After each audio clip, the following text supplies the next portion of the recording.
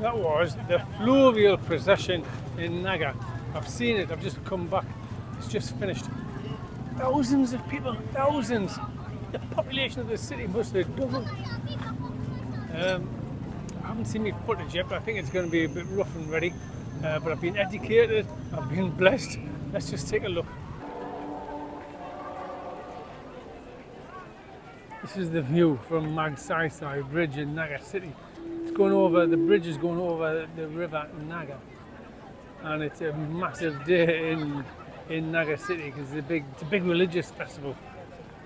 And the atmosphere, I've just come down just to absorb the atmosphere. I've got my uniform on, look.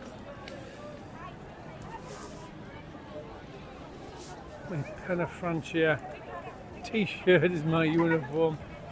So there's a lot going on. There's a lot of food stands, food stalls. There's a big police presence, big military presence.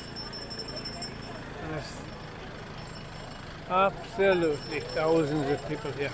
They have come from miles around, not just the Bicol region, but also the further part of the Philippines. I've met some guy who's travelled from Canada and he comes here every year, so he says. The Fluvial Procession in Naga City is what I've come to see today. It's one of the highlights of the annual Penefrancia Festival. It's held every September in honour of the Virgin Mary. Well, you see the river behind is lined with hundreds of people, or thousands of people in fact. The city of Naga population has doubled over the last week. The bridges would have been a good place to get a view, but were closed at about 4 o'clock. So people were fighting for a good viewpoint. The Uma hotels, the tallest in the Bicol region, are here, and I suppose you get a good viewpoint from up there. I thought I was being organised by getting there 3.5 hours early, but it seems many other people had the same idea as me, and I didn't get the location I wanted. It certainly seems busier than previous years, and possibly the busiest since the lockdown.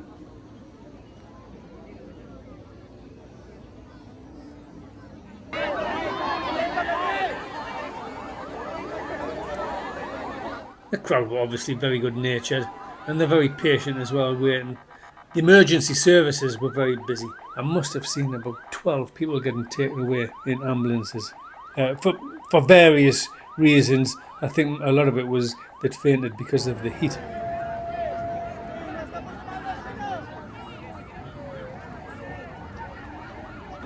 Here is the start of the procession. Thousands of devotees accompany the image of the Virgin Mary.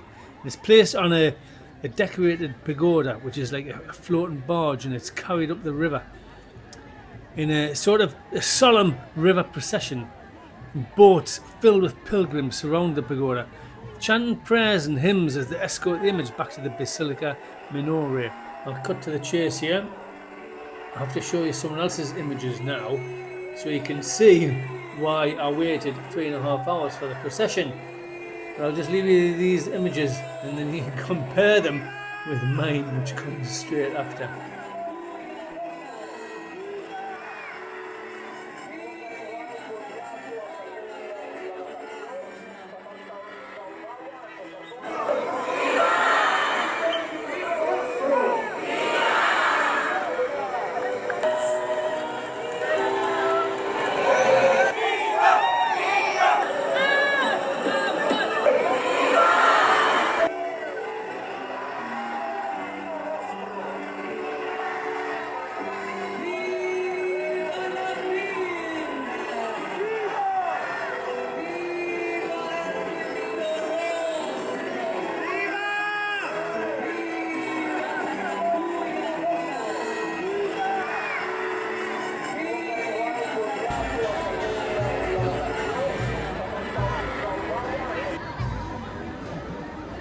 Back to the footage from my camera.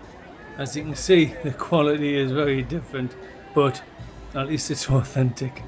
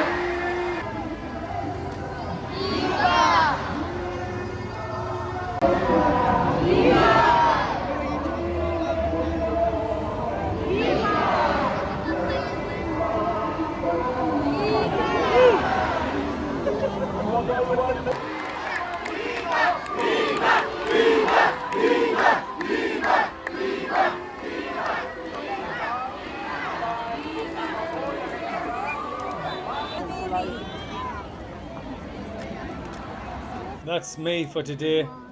I hope you enjoyed my little dip into Philippine culture. If you wouldn't mind hitting the like and subscribe buttons, it would help me greatly. Thank you very much. I hope you enjoyed the video. Stay safe, keep smiling.